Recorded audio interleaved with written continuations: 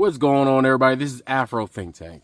If you live in America, I want you to understand that your poverty and the stress that you feel about the day-to-day life in America is manufactured by corporations. It's manufactured. Yes, we do live in the richest country in the world, but we have the richest bills in the world. We are one of the only countries in the world where you are in debt as soon as you are born. It makes life impossible for us, from food to housing to basic utilities, clothes, just the basic amenities that we as human beings should have an inherent right of nature to have.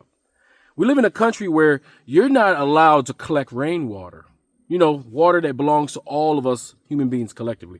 We're not allowed to collect that. It's against the law. We are not allowed to put up our own man-made windmills like some Americans try to do. You can get arrested for having the audacity to produce your own power by the God-given wind. We live in a country where we have natural foods that we could be harvesting that grow naturally in the ground, but the agricultural industry, right, big agro, right, has made it so most of the plants are males and they don't produce the fruits and the tubers that we need. And the point of doing that is so that they can sell us their inferior products. We live in a country where you have to buy car insurance or you can go to jail or be fined. You have to pay money to private corporations or the government will fine you. If you really sit back and think about how America is structured, everybody are economic slaves. We're all economic slaves. In Africa, you don't have that issue. They have their own issues, but that is not one of them, right? You're not an economic slave, right? And so when people come to Africa, the liberation and the freedom they feel is they're able to enjoy, what nature has to offer, as long as you have the power to harness it yourself and utilize it. In America, they don't allow you to utilize what nature gave us because for-profit corporations who own the politicians have made it so as soon as you're born, you're nothing but a money-generating slave. You go to work, you work for a corporation, just so they can tax you 2-3 times on your paycheck. And then at the end of the year, they're going to tax you again on the money that you earned. And all that money that you spend in the meantime, is going to a corporation just for a basic living, for electric, for gas. You can't own anything because you got to pay taxes to the government. So you never truly own anything, maybe in name and maybe in your mind you think you own. We don't own our homes, and our homes are weak, made of paper plates. Yet we pay $250,000, $400,000, $1 million for some drywall. So you got to understand that we are all slaves in America. And the reason why the corporations utilize racism and anti-intellectualism and tribalism and all kind of isms is because they know that the American population is stressed out and pissed off. It's clear as day that everybody's stressed out and pissed off. And when people are stressed out and pissed off, stressed out and pissed off, they do things irrationally, right? They commit crimes. But even when you commit crimes, ultimately you will generate the government money, as you will go to jail and be an official slave, right? Or if you don't go to jail and be an official slave, they'll just fine you something astronomical, and then you'll owe that. And then there'll be interest on that, and you'll be paying it off for the rest of your life, on top of all the other things that you have to pay for the rest of your life, right? So in order for us to fight back, we would have to unite, and they know that. Therefore, that's why everybody's fighting down here. They keep the peasants fighting, keep us distracted, while the rich white people, who clearly don't follow the law, because our entire administration is full of rich white people, right? Our president allegedly is a pedophile, a sexual assaulter, a 34-time criminal. Yet they want to hold all of us accountable when we ain't got it at the end of the month. You see what I'm saying? They just cut themselves an even bigger check while saying F you to the rest of us. All of us, no matter whether you was stupid enough to vote MAGA, stupid enough to be FBA and vote for Donald Trump, or stupid enough to sit on a couch thinking that your vote doesn't count. They want you to believe your vote don't count. They want you to believe voting don't work, because if you believe that, you won't get up and do it. We no longer control our democracy. The corporations do, because of Citizens United. I'm going to keep saying it. Citizens United. Until we get rid of Citizens United, America will never have control of its democracy. because multi-billion-dollar corporations control our democracy. In a country where we have cows far and wide, why is beef so expensive? We produce lots of food. Why is it so expensive? Why do they give the cattle industry, the farmers who produce cows, such a hard time? Why do they give people who produce chicken such a hard time? Making it impossible for them to grow organic and natural chickens, organic and natural beef, organic and natural pork, organic and natural this and that. Why are we restricted from the foods that we can eat? There are many other foods on this planet. But as you see, we're pigeonholed into eating exactly what the 5 corporations that own all the food tell us to eat. No matter what grocery store you go to, the wholesaler, the one that controls it, is ran by like 5 companies that all work in cahoots to control the world. Why is it that 95% of the watermelon in America has no seeds in it? GMO, non-natural, artificial foods. Why? Why do you think everybody's getting cancer and diabetes? Because of what they're doing to the food. They're killing us slowly. But you know those rich people, they don't eat that stuff. They eat organic and natural foods. They get their foods from somewhere else because they know it's in the food that they eat. So I'm going to put some information in this black farmer. He's going to explain a little further about how it is that America's poverty is manufactured. The people that we pay our monthly bills to are evil criminals in suits.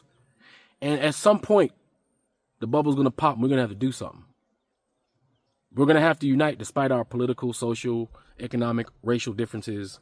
And we're going to have to come together for one thing. And I guarantee you, if we all came together for that one thing, all the problems that we think we have with each other will go away immediately. Anyway, without further ado, it's Afro Think Tank. Learn something, teach them. I'm out. Living inside of a developed country like this, we shouldn't be dealing with many of the issues that we're dealing with, but they are very much so seemingly manufactured. You talk about the price of eggs and what people have been having to pay over the past few years. We look at the beef production. The cattle numbers are at a 75-year low. They're facing a screwworm issue. And then you take that and you look inside of the cities. Most people's connection to food is going to McDonald's and saying, give me a number 7. Going to Walmart, to aisle 11, to the meat and produce section or to the dairy section, selecting what they need and going and check out. But the problem is the Lord created things to where everything that you need in order to survive comes out of the ground. So then we look inside of many of these communities. I've stayed in one before where you have HOA communities, where I have been written a ticket for simply planting watermelons in my backyard. So now you say that I can't grow anything, and it forces me to go to the grocery store, which it feels like someone is intentionally ripping money from my pockets. You have a flat tire or you need to get your oil changed, and they say you can't work on your vehicle inside of these HOA communities in your own yard, where you pay rent, where you pay your mortgage, where you pay whatever fees that you have to pay to stay there. You can't work on your own car. So that forces you to go where? To the mechanic shop, where more money seems like it's being forcibly ripped out of your pocket. We turn around and we just look at the situation and we analyze the situation. And many of the communities that we stay in, the HOA fees are supposed to be governed by the people. The people are supposed to have a vote and supposed to have a say-so. But then we find out that many of the major corporations have come into these cities and they've purchased up the majority share of the homes, aka Blackstone, BlackRock. You get the gist.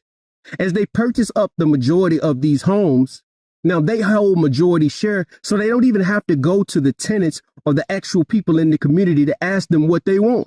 So maybe you signed a contract for HOA fees to be $100 a month. So they decide they want to put nice new white stripes up and down the pavement on your sidewalks, and they're going to raise the fee up to $300 a month. You have no say-so in it because they hold majority shares. Then they turn around and they sell the HOA community off to a management company. And they do the same thing. The only way for the management company to thrive and survive, because it's a business, is to come up with new ways to tax and fine you, the person that's supposed to be paying there to stay, the person that pays their taxes, the person that goes to work every day. It just seems like the whole entire system is set up for you to fail. Then you make up your mind that, you know what? I don't want to participate in this, so I'm not going to pay these fees. You know what? I feel like these fees are predatory and I'm going to take them to court. Well, because of the contract that you signed in nature, now the only way to take them to court is you have to go into their court system, meaning that you can't even take this to small claims court. So now you find yourself inside of their court system, going to battle with them about them. Imagine how that works out. And once you finally get done with that process and you lose, most likely, you're faced to pay all of these inflated fees. And if you don't pay them, now that $2, $3, $4, $5, $6, $700,000 house that you have, it can be foreclosed and they just take it from you. The issues that we're facing right now, alongside of what's going on with the weirdness in the weather, I looked at Yellowstone Park and they got animals that are migrating out of there, animals that aren't even pack animals herding out of there. I don't know what's going on with that. The weather is looking crazy. They're having storms all over the place. There are wars going on that none of us signed up for. Even many of my people that are dealing with student loans right now, where many of your federal student loans have been sold off or handed off to the Department of Education. But prior to handing off the student loans to the Department of Education, they laid off many of the people that answer the phone answering service systems. So now when you call to try to make payments on it, you can't even get a contact with anyone. Seems like everybody across the board is in this screwed up system. So what do we do from here? I would say that it's time for us to start to exit the system. I would say that it's time for us to start to not participate anymore. If the HOA communities are so beautiful and they're so amazing and the grass is so pretty and all of the cookie cutter homes so amazing and so wonderful that I can't grow a watermelon in the backyard, then I'll tap out. Count me out. I'll move out to some rural community where I don't have to worry about HOA fees. When I was a child, when I was a kid, when you looked at the bills that you had to pay, you had number one was your rent or your mortgage. Number two typically was your car payment, and all of the other bills work from there. Well, today I sit here in 2025. Number one is still your rent or your mortgage, but what closely follows is your grocery bill. Who would have thought we would have found ourselves in a situation that your grocery bill is rivaling your rent or your mortgage? And here's the sick part. Everything that you need to survive comes out of the ground. I don't even care if you're raising animals. The things that those animals eat comes out of the ground. What are we doing? What I'm telling you, brothers and sisters, is we've been set up across the board. My encouragement to each and every one of you is to become more self-sustaining. Figure out ways that you can grow your own food. Figure out ways that you can work together in communities and get outside of this system. Start to barter and trade with one another. It is insane that your second most expensive bill in many cases is your grocery bill, and everything that you need to thrive and survive grows out of the ground. Yeah, they can have the HOA communities. It ain't appealing no more. Buy land, build communities. Buy land, set up systems that benefit you and your people. If you want more information on how to buy land or set up a self-sustaining lifestyle, I would encourage you to check out the book, How to Buy Land When You're Broke and Build a Family Farm. Outstanding informational guide that gives you a lot of information on how to become more self-sustaining and set up some type of system that will benefit your people in the time of need. If you're interested in the book, click the shop button below. You can get your copy. My name is Aisha Yar, and this is the 40 Acre Comeback. Wait. Before you go, for all my subscribers and philanthropists out there, I'm building a solar power community water bowl system in Nigeria. It's going to cost between $5,000 and $6,000. I'm trying to raise money. If you want to participate and help me build this solar power water system, please donate to the Cash App and put solar water in the notes. Solar water in the notes. I'll put PayPal, Stripe, and Zelle. Anyway, thank you. That's all I got to say. It's Afro Think Tank. Learn something, teach something. I'm out. Thanks for watching Afro Think Tank. Don't forget to like, share, and subscribe. And follow me on Substack and Patreon for more content. Remember, it's Pan-Africanism or nothing.